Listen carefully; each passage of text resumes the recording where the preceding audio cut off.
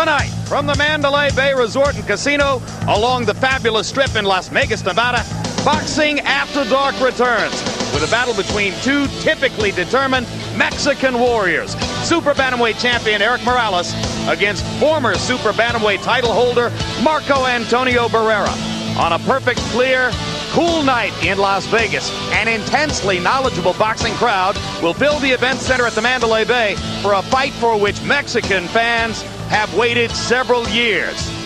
The former 122-pound world champion, Marco Antonio Barrera, against the current 122-pound titleist. Happy anniversary, Boxing After Dark.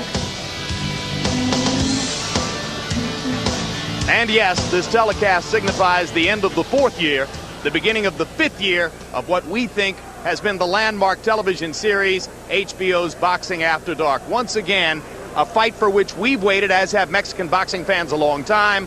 Morales, the younger 122-pound world champion, against his Mexican predecessor, Barrera. Barrera from Mexico City, Morales from Tijuana. There's a class distinction between the two fighters, a geographic rivalry. There's a difference in fighting styles, and there are many other elements of parallel and opposite between them, which make this an intense confrontation.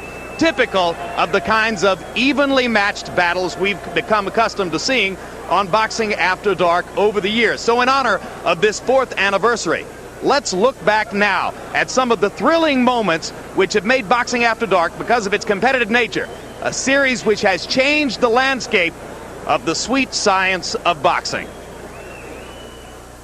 That's the best fight I have ever seen.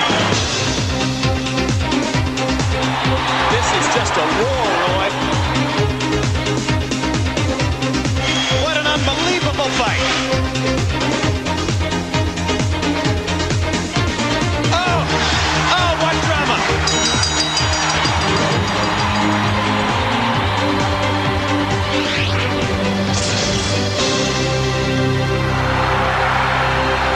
Fatty again.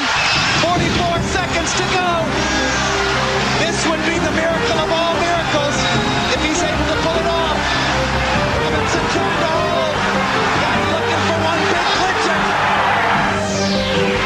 Here comes Barrera. Barrera is known as a great finisher. Vicious combinations by Barrera. Who is still wobbling as Philip goes after it. Vince Phillips on the verge of a big upset here. Zoo is out on his feet. And that's it. Morales is hurt. A spectacular performance of Shane Mosley. Oh, that was awesome. Ortiz's hands drop for a moment. He gets the hands back up. Tua tries to finish.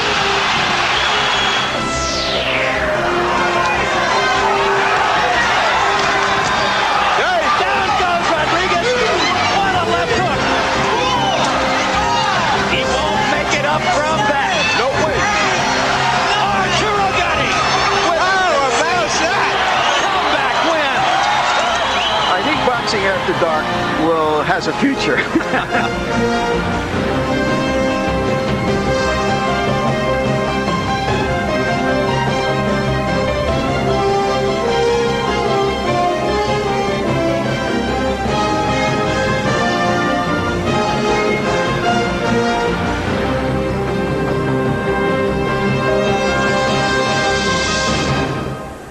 4 years of HBO's Boxing After Dark. In general, the idea was lower budgets, mostly lower weight classes, higher risk and higher reward for the fighters in matchups that were often dead-even pick'em fights going in. And let's see if tonight's bout can produce more of the kind of excitement we've seen over that period of time.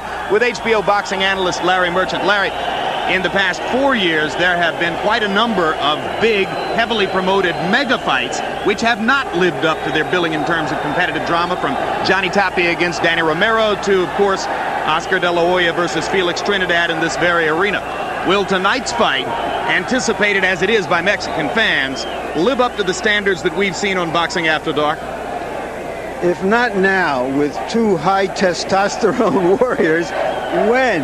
Is this finally the night and the fight when our high expectations are met or even surpassed? The genesis of this rivalry was about 3 or 4 years ago when Barrera was anointed as the heir apparent to Julio Cesar Chavez in the hearts and minds of his boxing man countrymen. But then Morales replaced Barrera, and they've been duking it out toward this showdown ever since.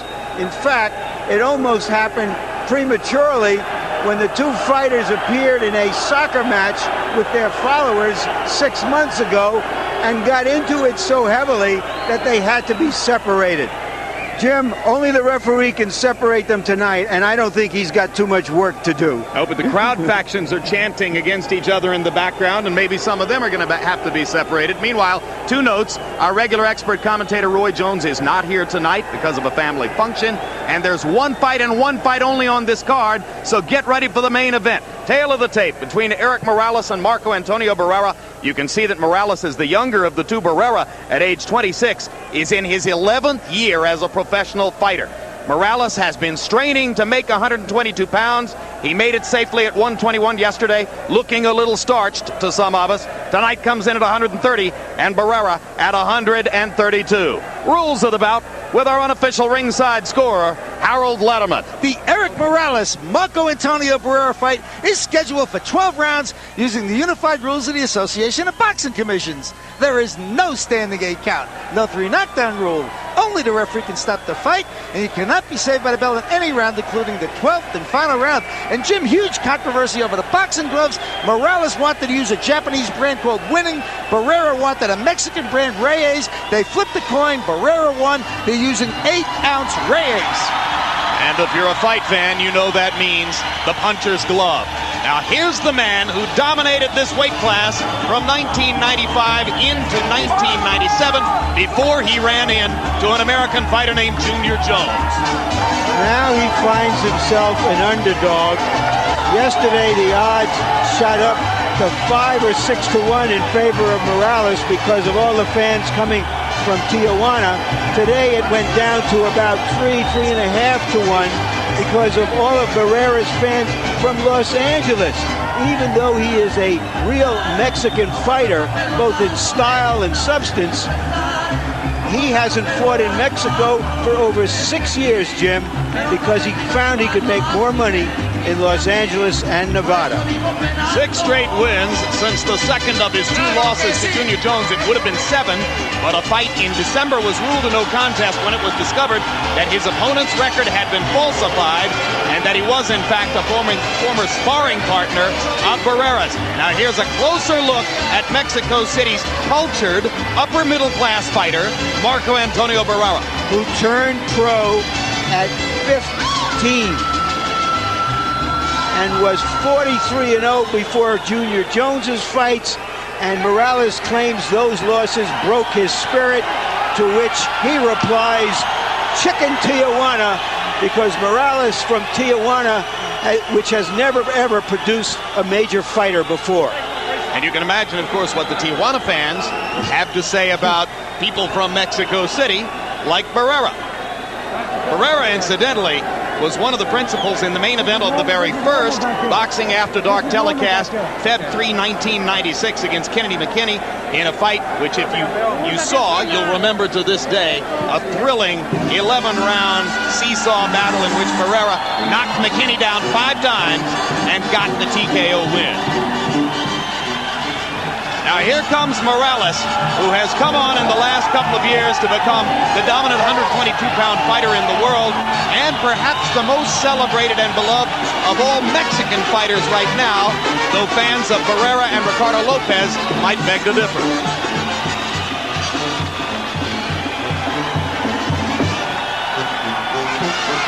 An entirely different kind of background.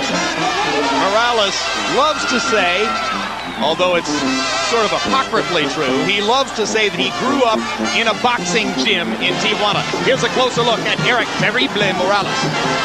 He turned pro with his father as a former professional at the old age of 16. And this, he promises, will be his last fight at this weight. He's going up to featherweight at 126. And although he has a very, very professional attitude about virtually everything, he says this fight is personal. And many believe what's at stake for the winner tonight, whoever it is a matchup against Prince Nassim Hamed, one rung up the ladder at 126 pounds, which would be the richest featherweight fight of all time. While you're watching Morales and Barrera, you can also log on to www.hbo.com/boxing to chat and score each round of tonight's action. While online, join in our celebration of Boxing After Dark's 4-year anniversary. We'll give you online 10 video clips of our favorite Boxing After Dark matchups. You choose which one you believe was your favorite moment of them all. The number 1 through 3 selections will be announced later on in this telecast. So tune in to www.hbo.com/boxing online while you watch the fight with us tonight.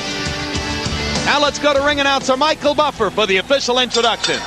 Y ahora, damas y caballeros, and now, ladies and gentlemen, welcome to the Mandalay Bay Resort Casino of Las Vegas, Nevada, where tonight, Bob Arum's Top Rank Incorporated, in association with Corona Extra, La Cerveza Más Fina, presents HBO Boxing After Dark, the Battle of Champions, 12 rounds of boxing in the 122-pound division for the championship of the world. Sanctioned by the WBC and WBO. With the approval and sanctioning of the Nevada State Athletic Commission, Dr. Elias Ghanem, Chairman. Commissioners at ringside, Dr. Luther Mack, Amy A.U., Lorenzo Fertitta, and Glenn Carano. Executive Director Mark Ratner. Physicians in attendance are Dr. Flip Homansky, Dr. James Wishkane, Dr. Al Capana, and Dr. Jeff Davidson. The timekeepers at the bell and counting to the knockdown seconds, Al Bisick and Mike Lichella. WBC President Jose Suleiman. Supervisor for the WBC, Rex Walker. WBO President and Supervisor Francisco Paco Barcarcel. The 3 judges at ringside who will be scoring this bout on the 10-point must system are Carol Castellano, Dwayne Ford, and Dalby Shirley. And when the bell rings, your referee in charge of the action, Mitch Halpern. This bout is dedicated to the memory of Chuck Hull. And now, are we ready? Y ahora, ¿están listos? Ladies and gentlemen, from the Mandalay Bay of Las Vegas, for the thousands in attendance and the millions watching around the world, let's get ready to rumble!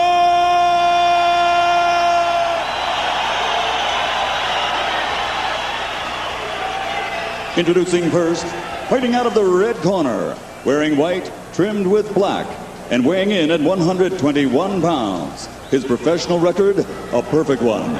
35 contests, 35 victories, including 28 knockouts, and he is consistently ranked pound for pound among the best in the world. Damas y caballeros, de la zona norte, Tijuana, Baja California, Mexico, the reigning and defending undefeated WBC Super Featherweight Champion of the World, Érik El Terrible Morales.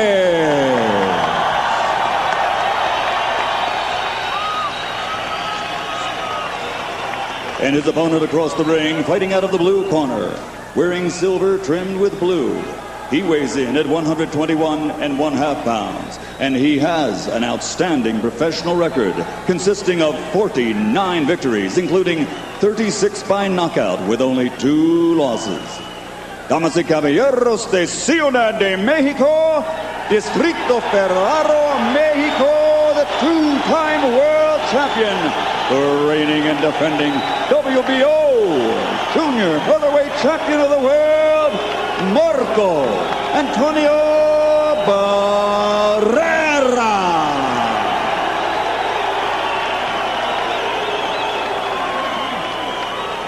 All right, gentlemen, this will be clean. Protect yourself at all times. Obey my commands at all times. Touch gloves. Good luck. Let's go. Jim, the only reason this hasn't been called a life and death fight by the fighters or their rabid supporters is that it is more important than that. Is it, in fact, life and death for Marco Antonio Barrera, whose career may be derailed if he can't win tonight? Well, he admits that he was devastated by the 2 losses to Jones. Didn't fight for 10 months and has slowly restored his spirit. It would be devastating, but it depends again on what kind of a fight it is. So how much does Barrera have left? Is there anything left for Morales to learn? Will it be Morales' blistering overhand right, or will it be Barrera's left hook to the body? The early Barrera is going on the attack very early.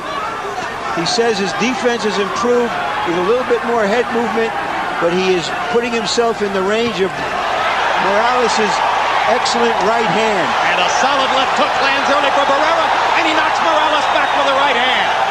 Early assault from the Mexico City star. And now Morales, understanding that Barrera has come to be aggressive, begins to look for opportunities to retaliate and lands the right uppercut. Left hook to the body by Barrera. A vicious start to what should be a high contact fight. Well, 1 minute into this, it's already living up to the expectations. Incidentally, don't be confused by the word Tapia on the back of the silver trunks of Marco Antonio Barrera. No relation to Johnny Tapia, the great fighter from a lower weight class. Barrera's mother's maiden name is Tapia. Barrera is forcing the action, making Morales fight going backward at this point. And he rips Morales with a left hook upstairs. And Morales lands the jab and just misses with the right hand behind. Back comes Barrera to the body. Already a welt under the left eye of Barrera. No, it's the right eye, Larry. Sorry, the right eye. Yep. And there's a right hand by Morales, and Barrera pins Morales against the rope.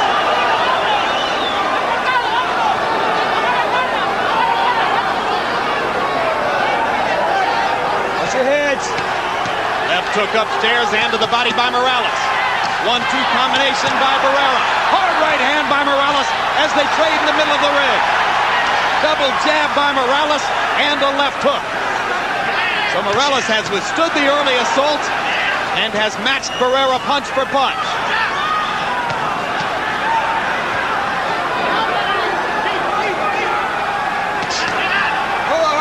Low blow by Morales, and Barrera grimaces in pain, but keeps fighting. Both fighters, incidentally, impressed their fans and followers and media types by speaking English at the news conference to promote the fight on Thursday. An expression of their ambition to be known more than just Mexican fighters, which they are, and certainly this fight can put them on a larger map.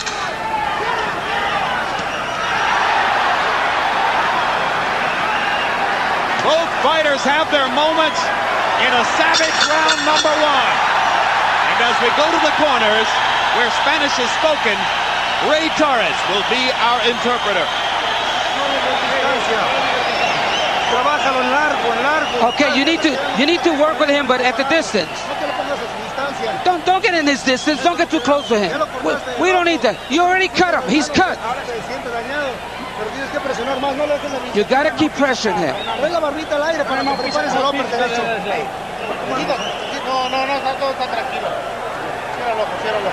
Close your eye. Let's put some Vaseline.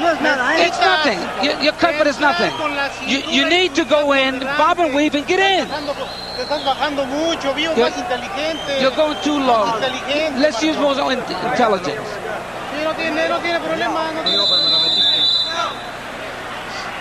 Has there ever been a calmer looking fighter in a heated battle like this than Marco Antonio Barrera? His face never changes expression.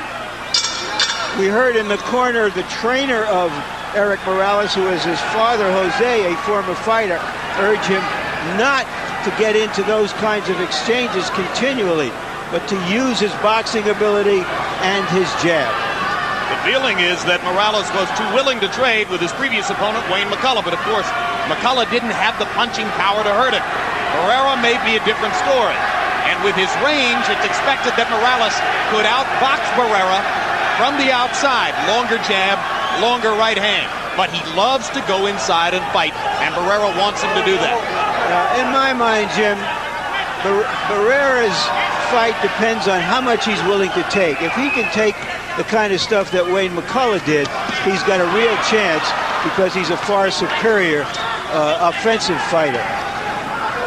McCullough took Morales' best shots for 12 rounds. And thereby stopped Morales' 9 knockout streak.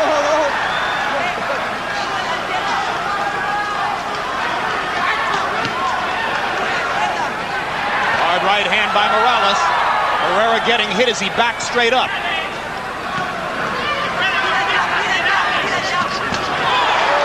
combination by Barrera. And he punched the left hook to the body right through the guard of Érik Morales.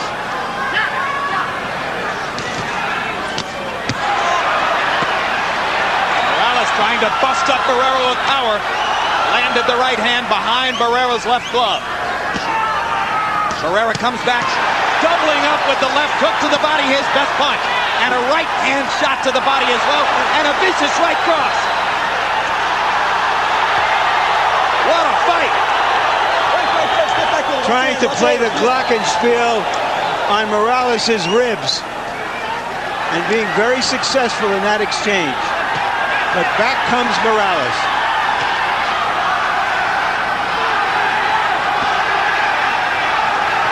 In round 1, Barrera landed 36 of 70 punches to 27 of 74 for Morales. Hard left hand by Barrera.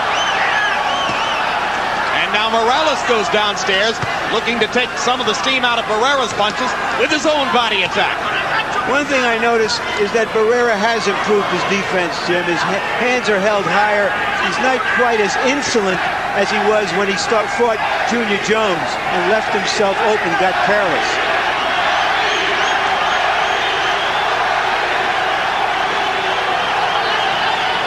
He clearly had never dreamed that Jones could hurt him the way he did with his right hand. He felt invincible. Found out he wasn't. Right cross by Barrera landed right on Morales' chin, and Morales just shook it and came on through it. 2 rounds of scintillating action so far. Don't let him take the initiative. You cannot stay in front of him. You need to box him at a distance. Please, you need to do that. Don't get so close. Let's get some fresh air. Trabájalo a la distancia, no le dejes la iniciativa. Ahorita, pero no te estás quedando en el cambio de golpe, te estás quedando muy. You're waiting too long. He's hitting you, and you be first. You hit first. Make sure that you hit him in the bottom and the low, because that's where you hurt him. Don't wait. Don't wait.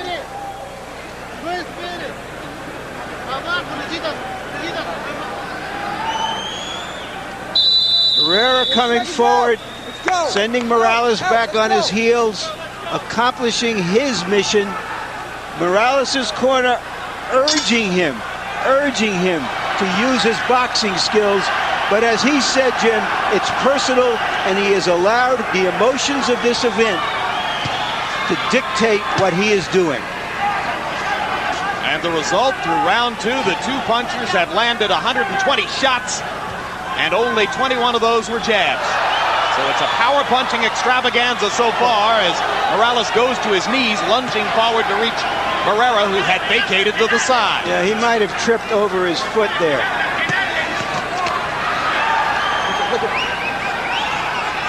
Larry pointing out, you heard Morales' father between rounds leading with his son to stay back and box.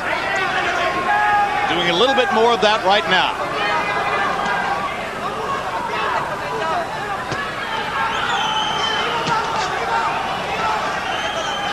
So while the physical action in the ring has been more or less even, give the psychological victory in the first 2 rounds to Barrera, who made it his kind of fight and tempted Morales away from Morales' game plan. I thought it's more than even. Barrera is winning this fight. It's early.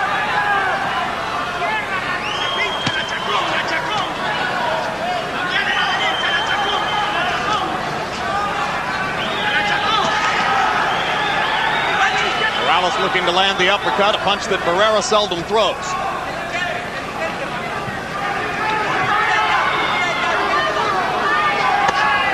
Left hook to the body again by Barrera. He's a much better body puncher than Morales is. And if he can stay in there long enough, it will tell. He also has the wider, more stable body, and may have a chance to weather ribcage action a little bit better than Morales. You take a look at Morales, tall, rangy, and with his ribs showing, and your automatic instinct is, I want to go to the body against this guy. Barrera may be just the man to do it.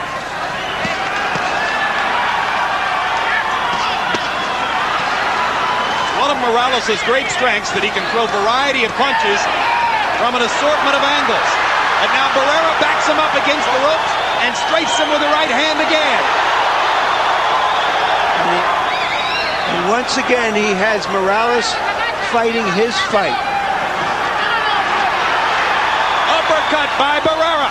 Morales comes back with an uppercut in the right hand and a left and a right and lands them all.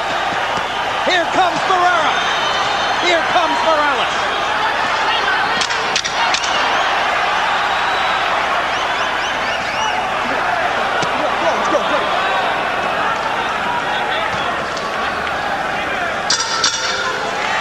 The best round for Morales so far.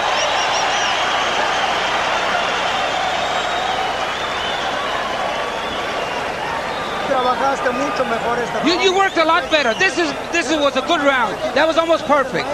You're the master there. You're the master, but you let the pupil take over.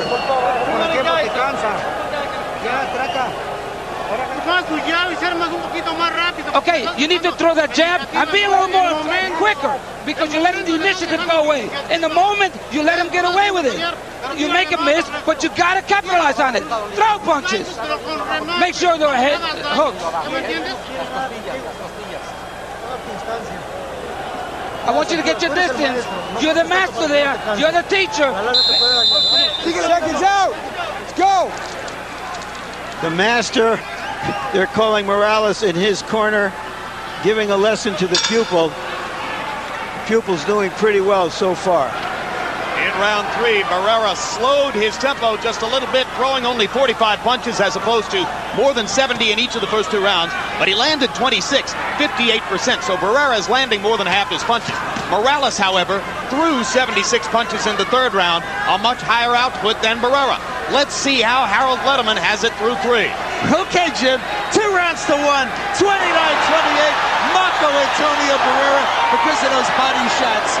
I think he's ripping the body with those left hooks. Certainly won the first 2 rounds with the left hooks. Érik Morales comes back to win the third because he outworked him. Watch Barrera's half uppercut, half hook. It's beautiful. It's not a hook. It's not an uppercut. It's somewhere in between. I have the same score. Step back in there. Step back in there. Scheduled for 12. And as the pace slows, maybe it becomes a tactical boxing match. Instead of the all-out war we looked as though we were going to expect from the first 2 rounds. It's to Morales' credit as a fighter that he could modify what he was doing in the first 2 rounds. He has the capacity to do what he's doing right here rather than going toe-to-toe.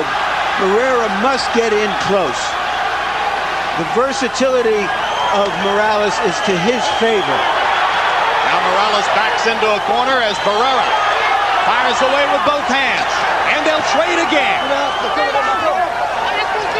And you see the discipline, the dedication with which Barrera goes to the body, over and over, trying to wear Morales down, slow his speed, and eliminate his boxing advantages.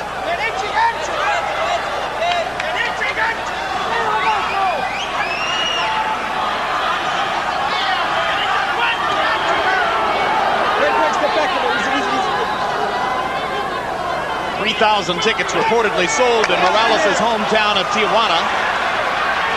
Barrera has a fan following from Los Angeles as a result of his years of fighting under the banner of the Great Western Forum.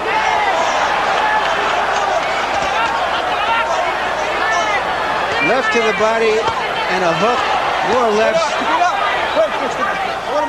Barrera is investing in this, in the early third of this fight for the last third, if he can get there.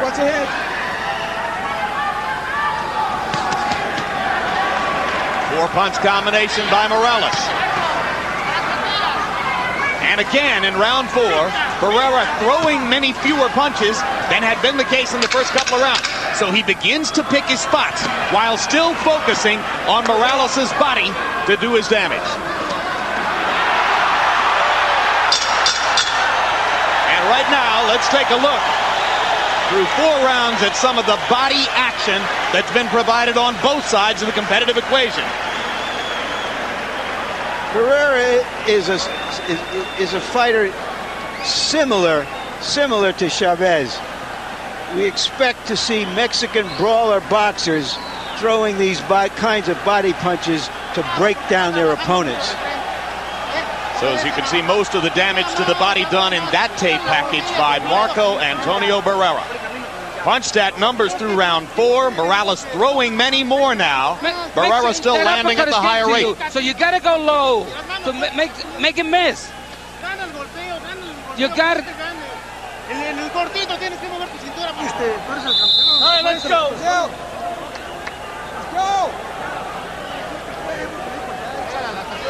The red welt at the edge of Barrera's right eye that you saw early in the fight has not redounded to any disadvantage. At this point, it's calmed down.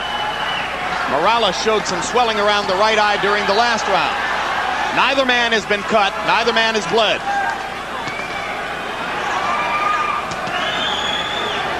No knockdowns as we go into the 5th. Lots of toe-to-toe action.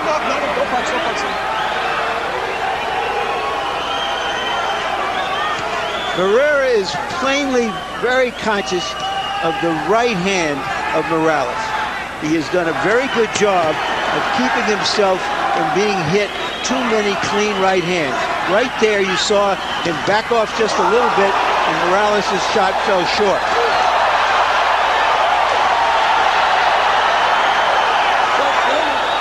Barrera was adamant before the fight in saying, Morales can't hurt me with his left hand. All I have to worry about is that overhand right. Morales, I believe, has blood coming from one of his nostrils.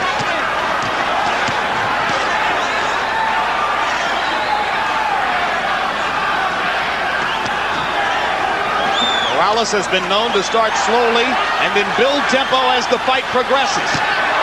But can he do it against the body attack of Barrera? Now Morales begins to land the right hand with greater regularity. And suddenly the drama changes again. Morales landing 5 or 6 big right hands in this sustained rally. And another. Barrera appears to be wary, trying to weather this storm. And suddenly at center ring, Morales takes over the fight with his right hand.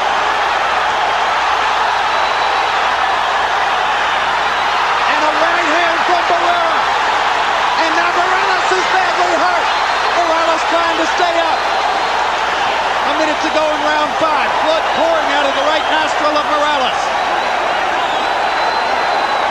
Érik Morales, in his entire professional and amateur career, has never tasted the canvas. He was close to it 15 seconds ago. And he's a very, very tired champion at the moment.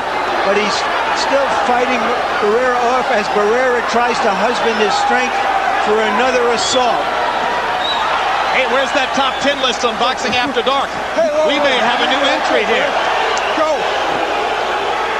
This is some kind of action in round 5.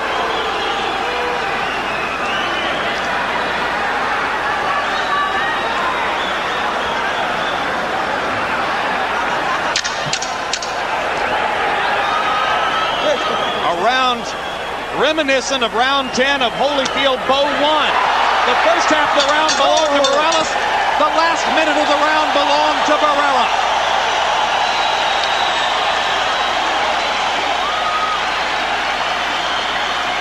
I gave that round to Barrera because I thought he inflicted more damage. And the entire crowd is on its feet in appreciation for what they saw in round 5.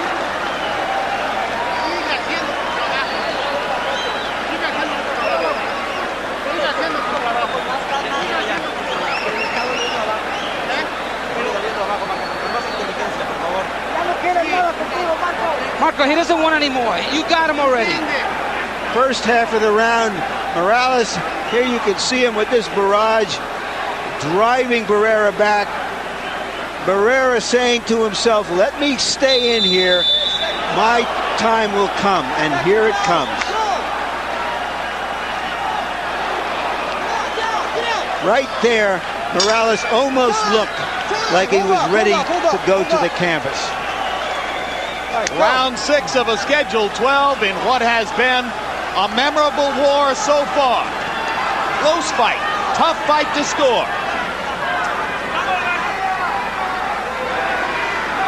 They stopped the bleeding for the moment out of the nostrils of Érik Morales.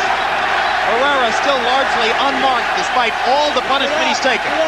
The fans from Tijuana chanting terrible, terrible. That is Érik Morales' nickname, Érik Terrible Morales. As you can see on the front of his shorts. Good right hand by Barrera. And a left hand by Barrera as Morales trades along the ropes.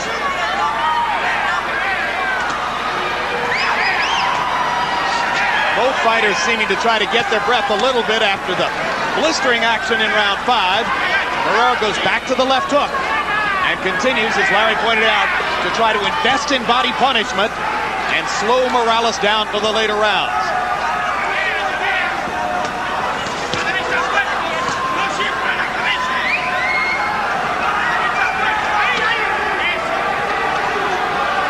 Now Morales is the hunter. Barrera the hunted. Back comes Barrera. 2 left hooks to the body by Barrera. 2 right hands upstairs by Morales. Story of the fight. Morales has been the headhunter. Barrera, the body puncher.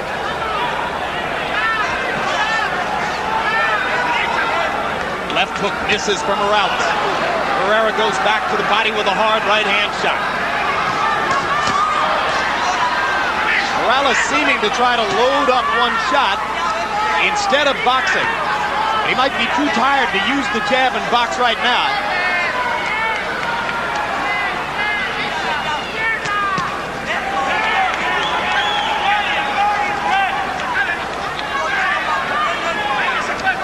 Well, you had to expect that round 6 would show some of the damage from round 5, and both fighters have fought round 6 at the slowest pace of the fight so far.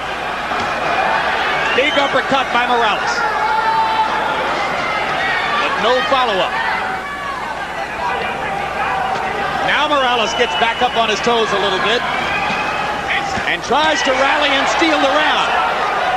Step back, easy.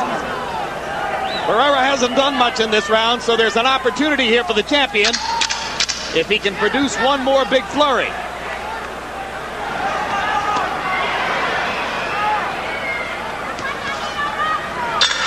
But it doesn't come. And we're halfway through the bout. And now let's look ahead to some upcoming programs here on HBO Sports. For boxing, mark these dates on your calendar. Next Saturday night when Oscar De La Hoya takes on Daryl Coley live from Madison Square Garden. March 11 when Prince Nassim Hamed defends his featherweight title against Gianni Bungu. And March 18 when super featherweight champ Floyd Mayweather meets Goyo Vargas. HBO, the heart and soul of boxing. Some of the stories featured this month on Real Sports with Bryant Gumbel. The case of 9 women golfers who had filed a lawsuit against their country club on grounds of gender discrimination. Plus, an inside look at Lakers superstar Kobe Bryant. And then on April 17, Sports of the 20th Century presents Bill Russell, My Life, My Way. A documentary that explores the life, philosophies, and principles of one of the most compelling figures ever to play the game of basketball. Larry, you must have known Bill Russell pretty well from your days as sports editor of the Philadelphia Daily News. Yes, I did. One of the great men of sport. The statistic, the only meaningful statistic in his life, 16 years of big-time basketball, college and pro, 13 championships. The idea that Wilt Chamberlain with his individual statistics is better than him is absurd. I agree. Harold Letterman, how do you have it through 6? Jim, I can't make up my mind whether I like the busy guy or the heavy hitter. 3-3, 57-57. I got it all even. I thought Érik Morales did enough work, and Marco Antonio Barrera didn't do enough in round 6 to even his fight up. But certainly it's been going back and forth since the 3rd round. Érik Morales certainly working more. Marco Antonio Barrera still landing the hardest shots with that left hook. I have the same score, Harold. I wouldn't be surprised if all 3 judges have it even, but with a vast disparity in which rounds were given to which fighters, because it's a tough fight to score.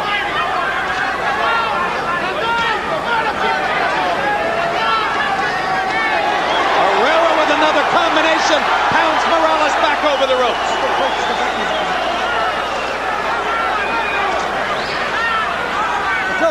Let go.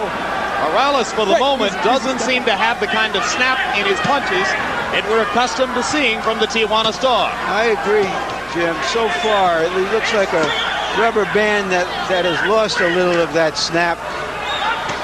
The second half of the fight is going to be like the 5th set tennis. It's not about fighting or boxing, I should say. It's about conditioning, willpower, who's willing to put up with the most, and who can finish the strongest. So if it were to be a war of attrition between Morales' overhand right, power punching, and Barrera's left hook to the body, you would give the advantage so far to Barrera's body punching. But here comes Morales. Both fighters landing.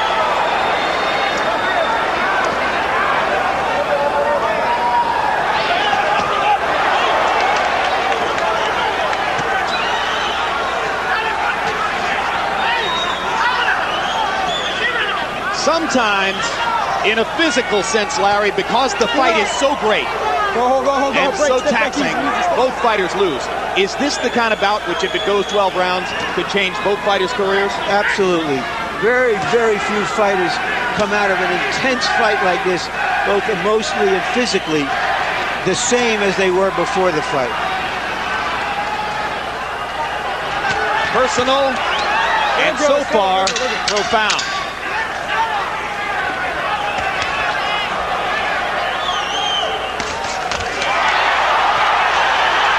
Unbelievable action again in round 7.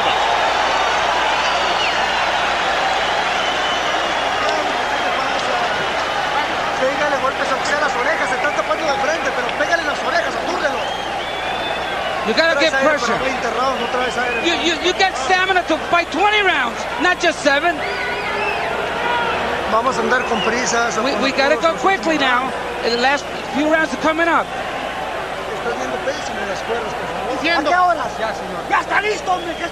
All right, what are you waiting for? Are you ready? Throw your punches. We were in Big Bear and we trained perfectly. Throw your punches. Let your hands go. Let them fly. Wait, he's got nothing for you. You got him now. This is the 8th round. Seconds out. Let's go. Seconds out. Barrera honing in one of his combinations that landed, later responded to by Morales. But in round 7, Morales was able to launch 81 punches to only 42 for Barrera. Morales has been known in the past to rally over the closing rounds, not necessarily getting stronger as the fight goes on, but maintaining his energy levels while others get weaker. Let's see if he can do it here. This is Barrera's 11th year as a professional fighter. Been through a lot of fights, a number of wars. The fight with McKinney, the 2 with Jones. And he told anyone who would listen that he was coming in here tonight to win or go out on his shield. He said, I'm going to knock him out or I'm going to get knocked out. So far, it's been that kind of a fight, and it may go the distance anyway. Both guys have beards. Both guys can take big shots. Having a beard or a chin is a function of your willpower, your ambition, your refusal to yield. And that's what this fight is about, really.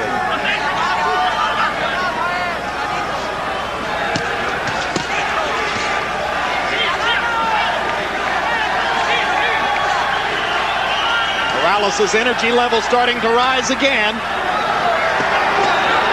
When you see Morales start to bounce on his feet, you know that he's looking for an opportunity to land a big right hand, and here comes Barrera with a 1-2 combination that stops El Terrible in his tracks. Another big right hand by Barrera, and a left hook. 4 hard, unanswered punches in that exchange. But here back comes Morales. Jim, this almost makes up for all of those ordinary fights that were supposed to be special. This is special. You only hope that boxing fans everywhere understood the significance of this one and have a chance to be sitting at home seeing it tonight.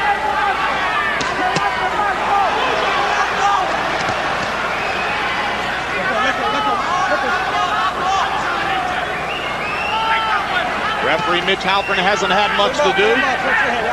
Both men have come to fight, not to hold.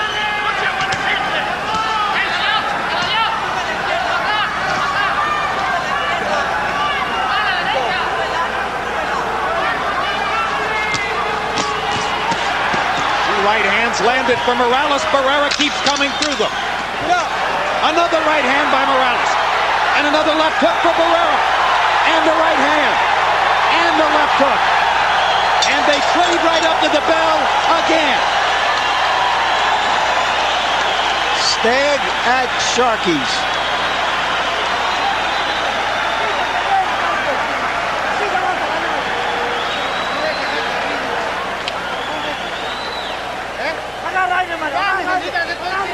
Marcos, get some air. Get some air. This is yours.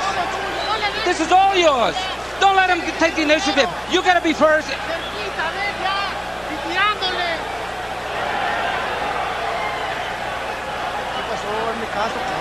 What's going on? You need to listen to me.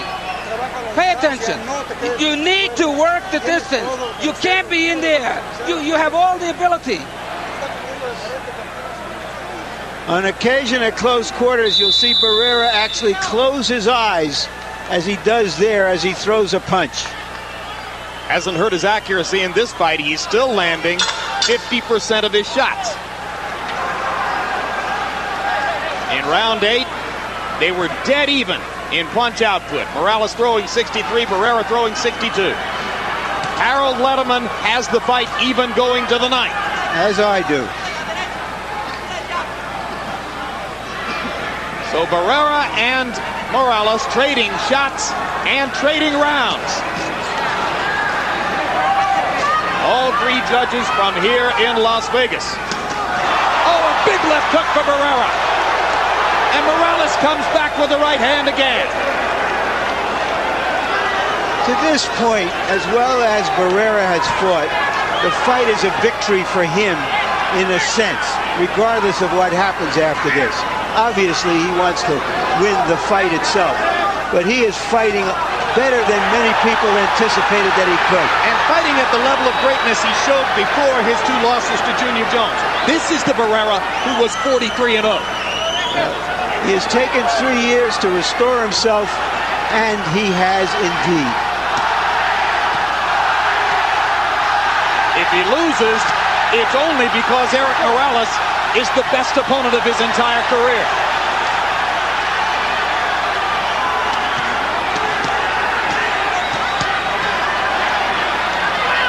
And if Morales loses, it's because he was willing to be man enough to fight Marco Antonio Barrera, which was a brave choice in and of itself.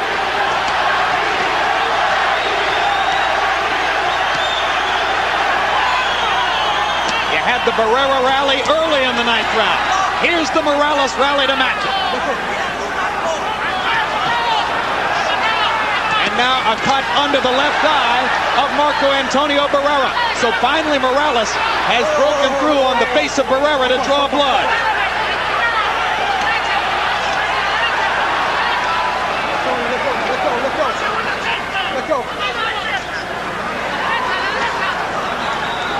This is the primal beauty of true prize fighter. Man against man, putting everything out there. 110% of each of them involved in this tremendous battle. If we go to the 12th and the fight is still this even, I doubt any commentary will be necessary. You're going to hear this crowd rise to the peak of its crescendo if they get to those last 3 minutes.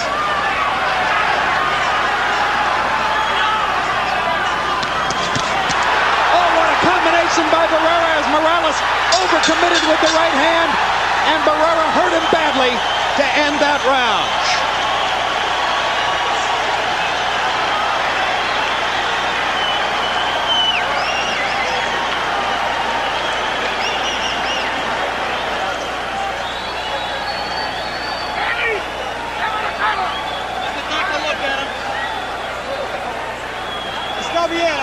All right, everything's okay. Respira por la boca, Érik. Respira por la boca. Está bien, respira por la boca. Tápate bien nada más. You got it. Don't close your eyes now. You're closing your eyes.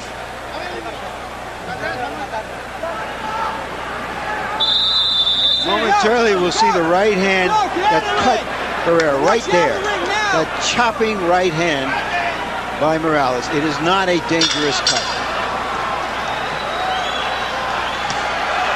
Barrera begins the 10th with a big left hook. Lancing blow. Harold, how do you have it through 9? Jim, 86, 85, 5 rounds to 4. Marco Antonio Barrera. I just loved him in the 8th and the 9th. 2 tremendous rounds, could have gone either way. Barrera landed the hardest shots, came back from that cut, just keeps coming and winging that left hand. Érik Morales keeps working hard. Barrera out-punching him.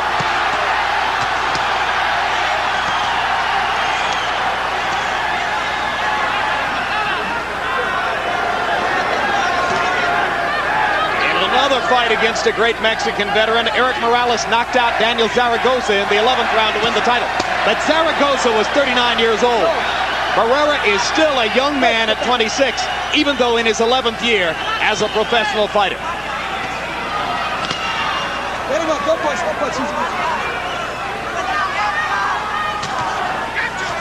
Both fighters' faces beginning to swell all over from the sustained damage of the fight. Both corners trying to urge their fighters on with the sense of desperation necessary to know that they must pull out the last 3 rounds.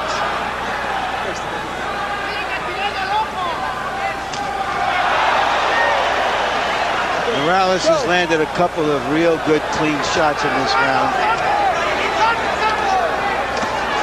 And another one there, and another one there. 3 straight right hands by Morales, and Barrera just keeps coming. Sometimes you get a feeling, Jim, it's almost they're giving too much to this. They're just emptying themselves. And another lead right hand lands flush for Morales. And that one hurt Barrera more than the others. Morales just trying to thrust through everything with that right hand. There is no pretense of defense in this ring.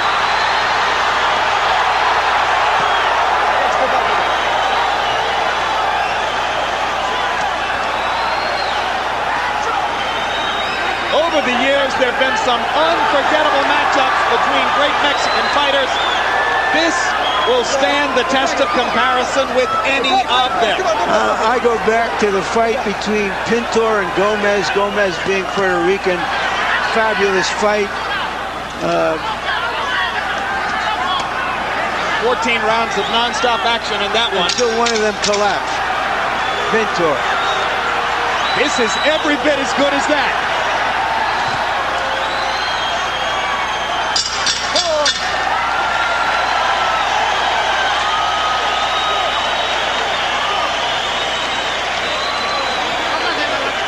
Seated at ringside, Riyad Hamed, brother of Prince Nassim Hamed. He says that the Prince, who is fighting Vayungo Bungu in 2 weeks, wants to fight the winner of this fight. Right now, he might want to fight him even more because neither of them is going to be the same by the time they get to the Prince. Right. Be that as it may, both of them can be opponents for the Prince right now. Both have certainly earned consideration for other big matchups down the road. Because even if he loses, Barrera at this moment is a liver item than he's been in 3 years. In round 10, Morales landed 32 punches to only 15 for Barrera. So if you had the same card as Larry and Harold after 9, you probably have it even now after 10. 5 rounds apiece. 2 champions in the championship rounds. How much have they got left?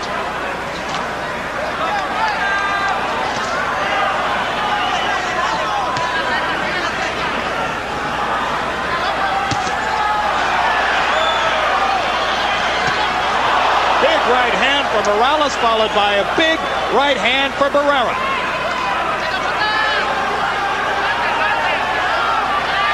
Harold Letterman gave the 10th round to Barrera. That's the first one where I would have disagreed.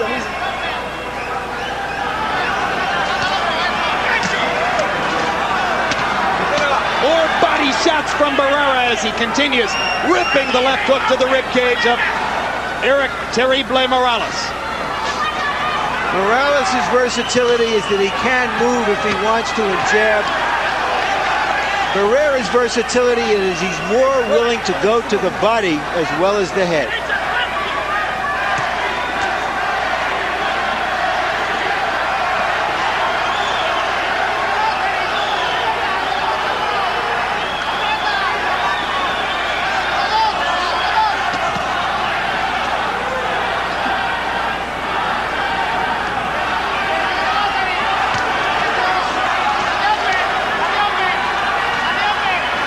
There's now a cut around the right eye, I believe, of Morales. Gradual damage. It's been happening throughout the fight. And now Morales beginning to paw at the right eye, so the blood is coming into his eye from that cut.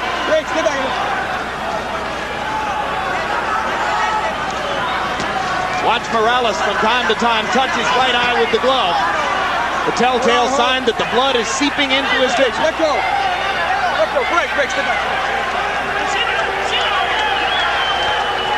Another long right hand lands for Morales. Barrera drives Morales back with another left hook to the body. Big right hand for Barrera. Break. Step back.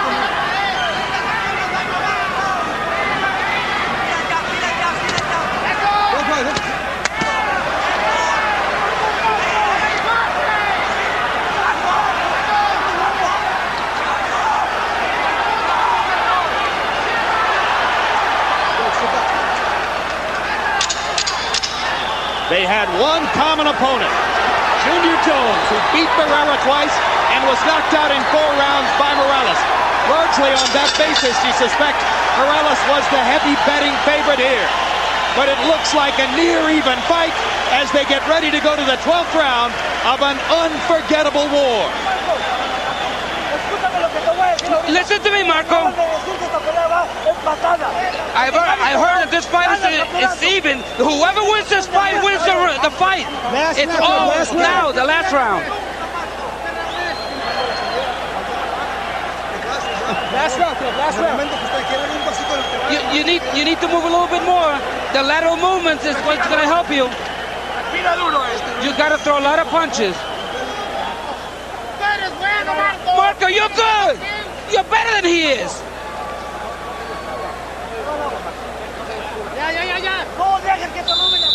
Right, seconds out. In round 11, Marco Antonio Barrera put his superior accuracy to work again. Morales seemingly slowed by the cut right eye, landed only 20 of 60 punches. Barrera 33 of 53, including 31 of 45 power shots. 3 rounds to go now in what has been a truly great fight between warriors who must respect each other for what they've done. Érik Morales has never lost a fight. Marco Antonio Barrera has never wanted one more. On Harold Letterman's card, if Barrera stands up, he wins. On my card, the winner of this round will win the fight.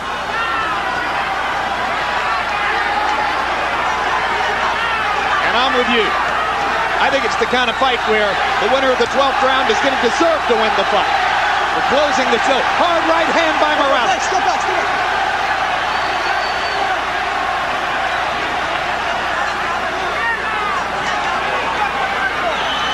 One more show of energy from Morales, who's up and bouncing again. Greg, step back in there, step back, step back.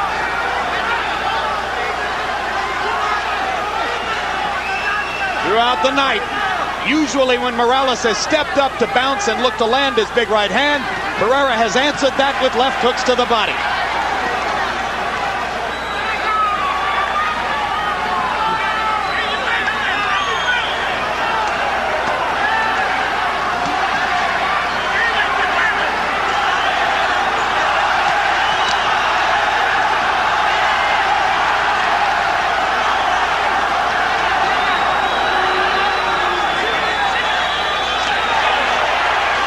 Barrera going forward, pins Morales in the corner, they trade again.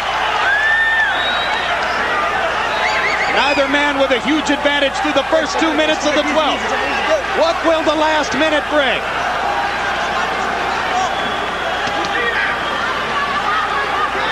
Crowd nervously expectant as they root for their respective warriors. Greg, don't punch it, don't punch, Greg, step back in there.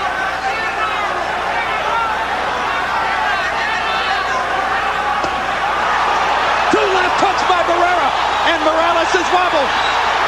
Morales using the ropes to steady himself, almost went down.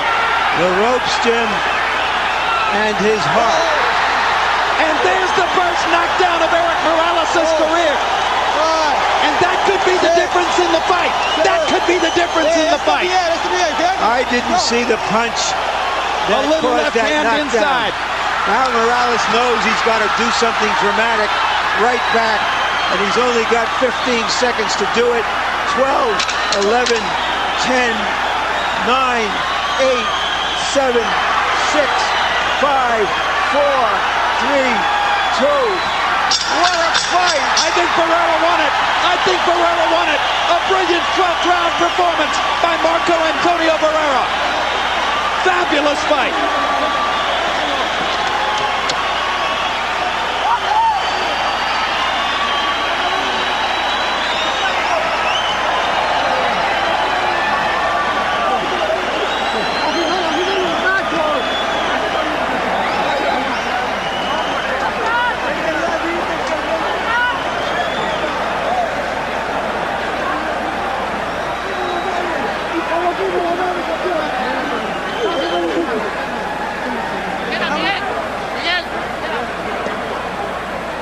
We're going to take a look at the exchanges here and try to see if there was a real punch that caused the knockdown. Here you see Barrera chasing him down earlier in the round when he hurt him.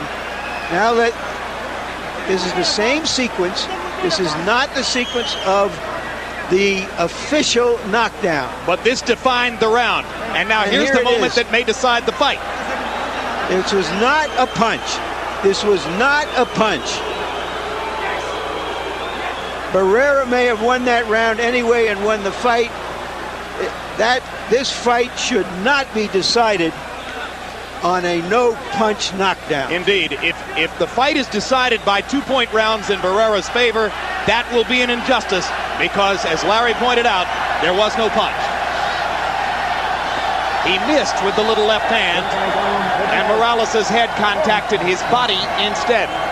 Harold, what's your final card show? Okay, Jim. I thought Marco Antonio Barrera certainly was effective enough in the last 5 rounds to win this fight. 116, 111, 8 rounds to 4. Marco Antonio Barrera. You got to call that 12th round 10-8. Mitch called it 10-8. It's a judgment call on Mitch's part. If you go down on the end of a punch, or you go down as a delayed knockdown, or you go to a knee, it's a knockdown. Morales went down. Mitch called it a knockdown. It's got to be 10-8. So, Marco Antonio Barrera, the harder puncher, stunned Morales throughout the last 5 rounds. I thought he won it. Michael Buffer has the decision already. Let's not wait. Go. Ladies and gentlemen, a round of applause, please, for two fighters at 122 pounds that fought their hearts out here at the Mandalay Bay of Las Vegas. We go to the scorecards and we have a split decision. Dwayne Ford scores the bout 114 to 113 for Barrera. Harold Castellano scores the bout 114 to 113 for Morales. And Dalby Shirley scores the bout 115 to 112 for the unified champion by split decision, desde Notre, Tijuana, Mexico, Érik Terrible Morales.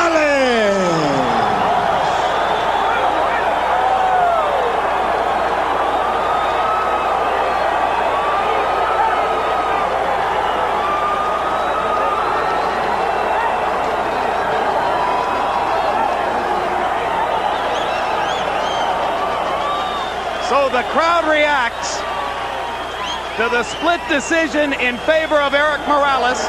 As usual, there is no facial expression from Marco Antonio Barrera to betray his emotions, although right there, I think you can begin to see his disappointment. Harold Letterman, what about three judges who saw it that way? Well, you know, Jim, there's going to be plenty of controversy over this one. Certainly, Marco Antonio Barrera, down the championships rounds, forced the fight, took it to him, stunned him on numerous occasions. I mean, there was no possible way with a 10-8 round and a 12, you could give it to Érik Morales. I disagree totally. Nevertheless, Morales gets the call on two cards. We look at final punch stat numbers to look for some reasons why. And there's one big difference. Morales throwing 270 more punches than Barrera threw. But Barrera landing at a much higher percentage, 48% to 37%.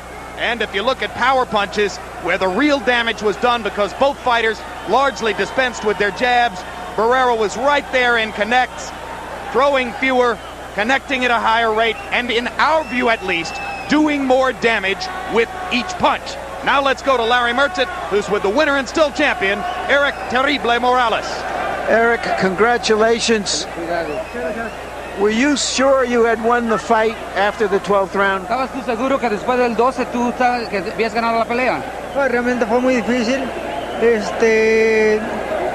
En la caída que dijeron que fue un empujón muy claro. Lamentablemente el referee no lo vio bien. In reality, it was a very close fight. I thought I won it because the knockdown was not a real knockdown, it was a slip. Were you surprised at how well Barrera fought you? ¿Te sorprendió de lo bien que Barrera te peleó esta noche? Realmente sí, de verdad fue una pelea muy dura. Creo que él trató de ser un gran peleador arriba del ring. Me llevó en muchas ocasiones y realmente, la verdad, creo que muchas veces estuve a punto de irme. Absolutely so. He fought magnificently, he fought real brave, and let me tell you the truth, there were many, many times when he had me reeling and I thought I was going out. There were a few times, I was about to ask, when it seemed that you were almost going to go down and you just were able to steady yourself against the ropes or just manage to stand on your feet. Is that true? Hubieron varias veces que él cree que tú estabas a punto de caer, pero tú fuiste macho y te soportaste. Eso fue la verdad, ¿verdad? Realmente sí. Absolutely so. Was the emotions of the fight make you fight more of his fight than you really wanted to? Con la emoción de la pelea, tú peleaste más el estilo de él. Así que eso fue lo que pasó. La gente esperó mucho tiempo por ver una gran pelea. Yo creo que se merecía ver una gran pelea, sin importar los físicos, sin importar si salía limpio o no, quién ganaba. Yeah, the people waited so long for a fight like this. We wanted to give them all. Even if I got all beat up or he got all beat up, they needed to get a fight like this. Yo vine a cumplir eso. I came to fulfill that wish, what the crowd wanted, of a good fight.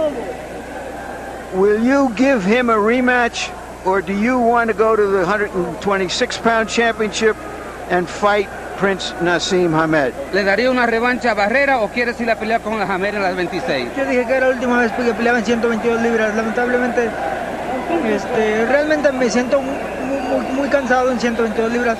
voy a subir de peso. I said it all along. This will be my last fight, and then it's weakening, making 122 pounds. I'm moving up. Would you fight a rematch with Barrera at 126 then? ¿Pelearías tú una revancha con Barrera en la 126?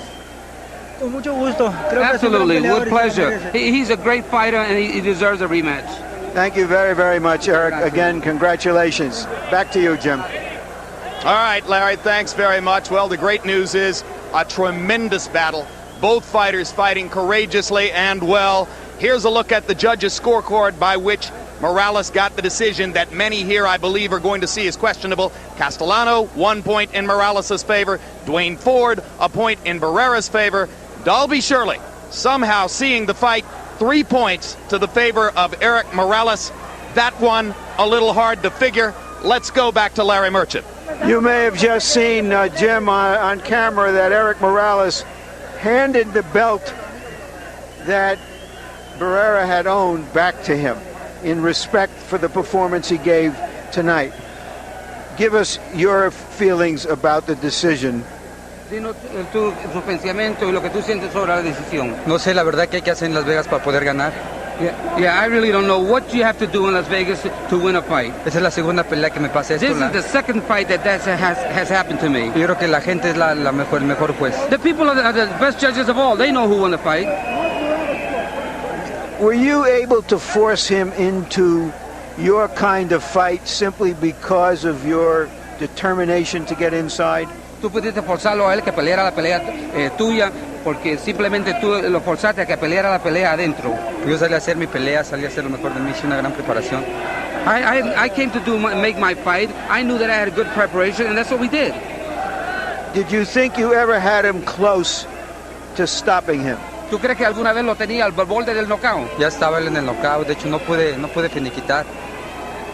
Pero así es esto del box. Yes, I had him a few times, but I couldn't put the last little touch on it to knock him out. All right, Érik Morales said that he would be happy to give you a rematch, but that only at 126 pounds.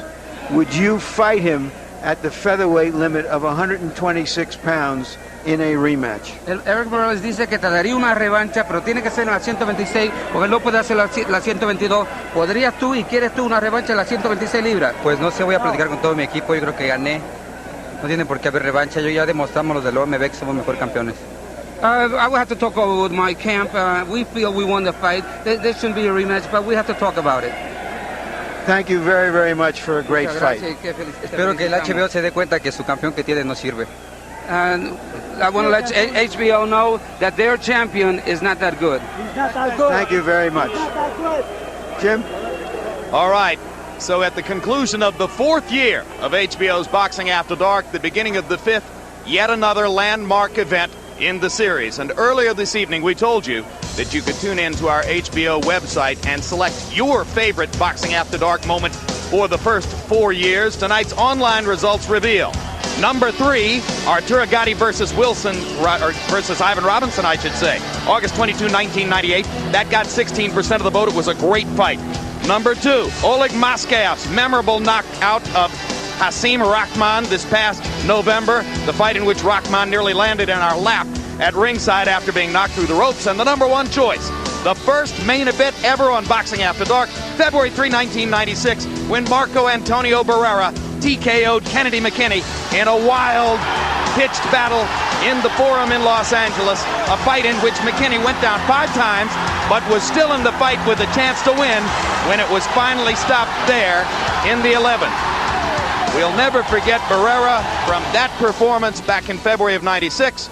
Larry will never forget Barrera for his performance in what ultimately would turn out to be a losing effort tonight. Yeah, one comment about what he said in there, Jim. He said HBO's champion did not win the fight, or some words to that effect.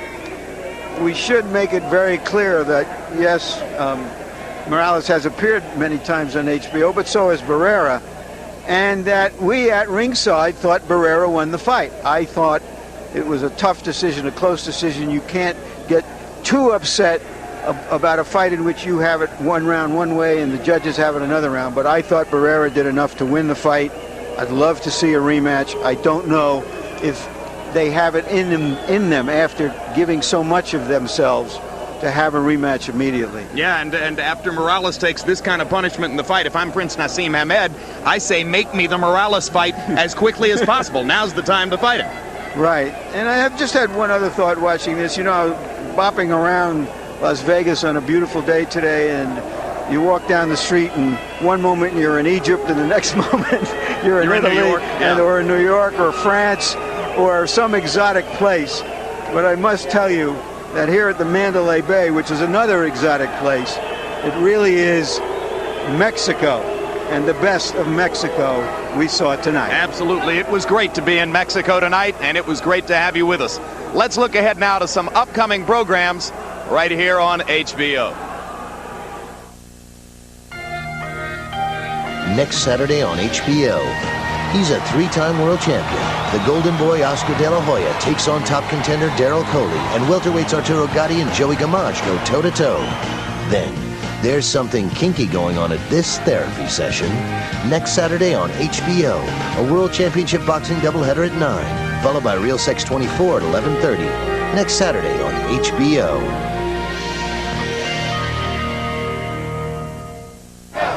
12 hours from now, convicted killer Frank Beecham will be executed by lethal injection. I believe I'm going to a better place, better justice there. Mr. Beecham, I don't care about justice in this world or the next. Did you kill that woman or not? Read the transcripts. A witness saw Beecham with a gun. How could you have seen over the potato chips? What potato chips? After a police investigation, a trial, 6 years of appeals? You found discrepancies? Clint Eastwood, Isaiah Washington, Dennis Leary, James Woods. I don't know whose head you're trying to save here. Beecham's or your own. True Crime premieres Saturday, March 4th on HBO. Our boxing lineup in March includes Prince Naseem Hamed defending his featherweight title against the dangerous Buyani Bungu. And then on the 18th, super featherweight champion Floyd Mayweather takes on Goyo Vargas. HBO, the heart and soul of boxing. One of the stories featured this month on Real Sports with Brian Gumbel, an investigation into the recent suspension of St. John's star point guard Eric Barkley for allegedly violating NCAA regulations. Real Sports, where nothing is out of bounds. If you were with us for this edition of Boxing After Dark, you saw an unforgettable 12-round slugfest between two terrific Mexican fighters. The younger Érik Morales eking out a decision over the slightly older Marco Antonio Barrera in a hallmark fight for both fighters in their brilliant careers. Coming up immediately following tonight's coverage of Boxing After Dark, stay tuned for The Sopranos, and we know you will. So now for Larry Merchant and Harold Letterman, I'm Jim Lampley saying so long from the Mandalay Bay Resort and Casino in Las Vegas, Nevada. The executive producer of HBO Sports is Ross Greenberg. Tonight's telecast of Boxing After Dark was produced by Rick Bernstein and directed by Mark Payton. The associate directors, Thomas Erdelfelt and Matt Boland. Assistant to the producer, Thomas Huffine. Production manager was Don McCallie. The technical supervisor, Bob Hunter. And the technical director was Doug Getz.